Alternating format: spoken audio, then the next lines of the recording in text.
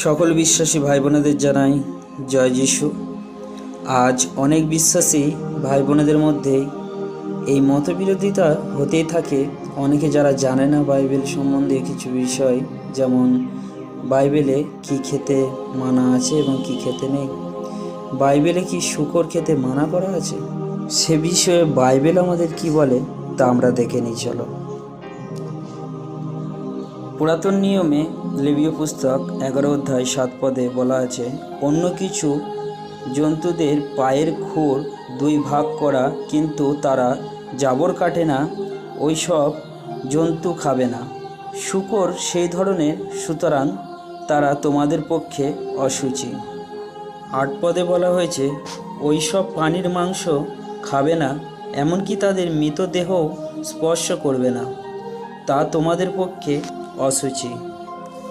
সদাপ্রভু মোশে ও হারুনকে এই কথা বলেছিলেন ইসরায়েলবাসীর জন্য, তারা যেন এই জন্তুগুলো না খায়। তা আমরা কোথায় দেখতে পাই? পুরাতন নিয়মে লেবীয় পুস্তক 11 অধ্যায়ে 1 পদ থেকে পাঠ করলে আমরা সেই বিষয়টা দেখতে পাই, এবং দ্বিতীয় বিবরণ 14 অধ্যায় 8 পদেও এ বিষয় বলা আছে, তোমরা অবশ্যই শুয়োর খাবে না, তাদের পায়ের খুরগুলো বিভক্ত, কিন্তু তারা জাবর কাটে না, সুতরাং খাদ্য হিসাবে শুয়োর তোমাদের গ্রহণযোগ্য নয়। শুয়োরের কোনো মাংস খাবে না, এমনকি শুয়োরের মৃত শরীর স্পর্শ করবে না।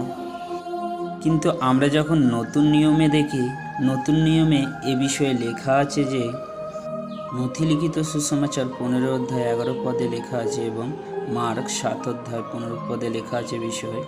প্রভু যীশু বলছেন, মনুষ্যের মুখ দিয়ে যা প্রবেশ করে তা তাকে অশুচি করে না, কিন্তু যা তার মুখ দিয়ে বের হয়ে আসে তাই তাকে অশুচি করে।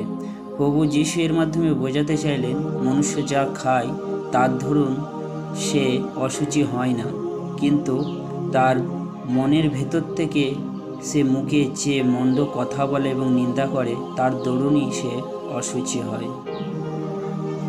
এবং প্রেরিত 10 অধ্যায় 9 পদ থেকে আমরা যখন দেখি ভিতরের স্বপ্ন দর্শন, সেইখানে আমরা এই বিষয়টা আরও স্পষ্ট হয়ে যায় যে আমরা কি খেতে পারবো এবং কি খেতে পারবো না। এ বিষয়ে লেখা আছে। আমরা যখন দেখি লেখা আছে, পরের দিন পাই মধ্যকালে তারা যখন পথ চলতে চলতে সেই নগরের কাছাকাছি উপস্থিত হলো, সেই সময় পিতর প্রার্থনা করার জন্য ছাদের ওপরে উঠে গেলেন। তার খিদে পেল এবং তিনি কিছু আহার করতে চাইলেন। যখন আহার প্রস্তুত হচ্ছে, তিনি ভাবিষ্ট হলেন। তিনি দেখলেন স্বর্গ খুলে গেছে এবং বিশাল চাদরের মতো একটি কিছু তার 4 প্রান্ত ধরে পৃথিবীতে নামিয়ে দেওয়া হচ্ছে। তার মধ্যে ছিল সব ধরনের চতুষ্পদ প্রাণী, তার মনে যাদের 4টি করে পা আছে সেই রকম প্রাণী, তার মধ্যে শুয়োরও পড়ে, আরও অনেক প্রাণীই পড়ে। এবং লেখা আছে, সেই সঙ্গে পৃথিবীর যত সরীসৃপ, পৃথিবীতে যত সরীসৃপ আছে তার মধ্যে সাপ, বিছে, আমরা যা দেখি সেই সমস্ত কিছু তার মধ্যে পড়ে। এবং লেখা আছে, আকাশের বিভিন্ন পাখি। তখন একটি কণ্ঠস্বর তাকে বলল, পিতর, ওঠো, মারো ও খাও। পিতর উত্তর দিলেন, কিছুতেই তা হয় না প্রভু, অশুদ্ধ ও অশুচি কোনো কিছু আমি কখনো ভোজন করিনি। সেই কণ্ঠস্বর দ্বিতীয়বার তাকে বলল, ঈশ্বর যা শুচিশুদ্ধ করেছেন তুমি তাকে অশুদ্ধ বলো না।